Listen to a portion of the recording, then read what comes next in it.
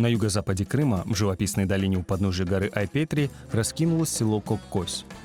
В минувшие выходные здесь собрались уроженцы села и их потомки. Традиционную встречу односельчан Койдышлер-Курышева посетили более 100 человек.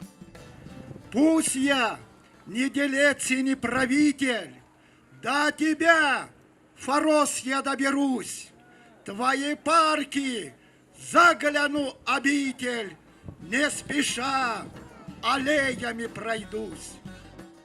Сохранившиеся крымско-татарские дома, мечети, сады, а также воспоминания путешественников об этом живописном месте говорят о том, что когда-то жизнь здесь била ключом. Об этом вспоминают и сами уроженцы села. Başta bizim köyde 5 tane cami var idi. 6 tane medrese var idi. Evet.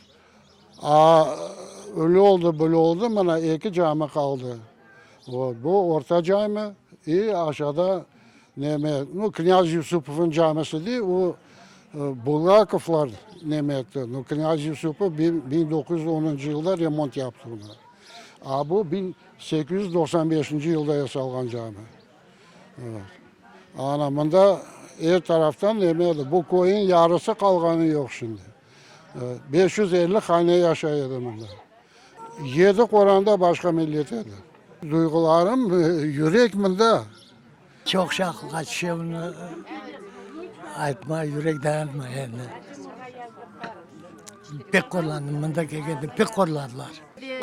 Pek birlik edi, pek birlik. Buna bu Orta Mahalle Camisi her vakit işledi. Buna tüken var edi, pekarını var edi.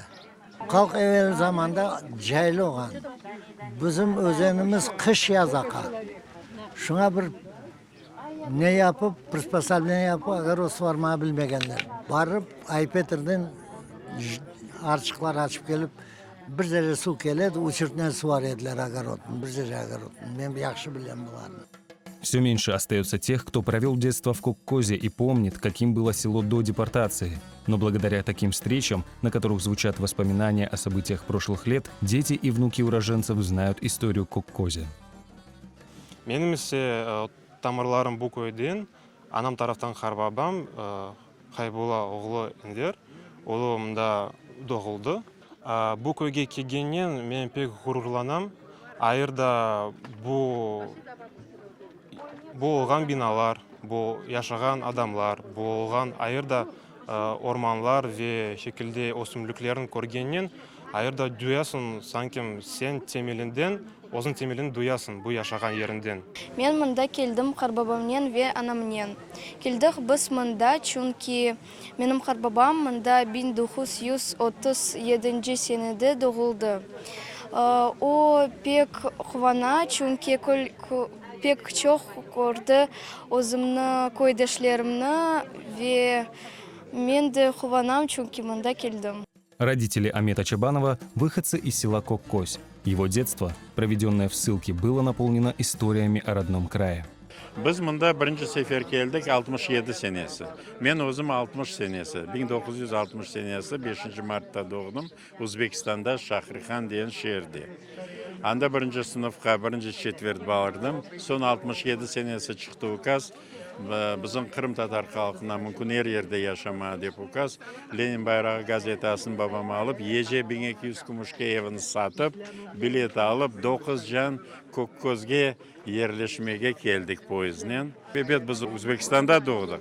Ama bizim ana babalarımız ulen bizim terbiye etti.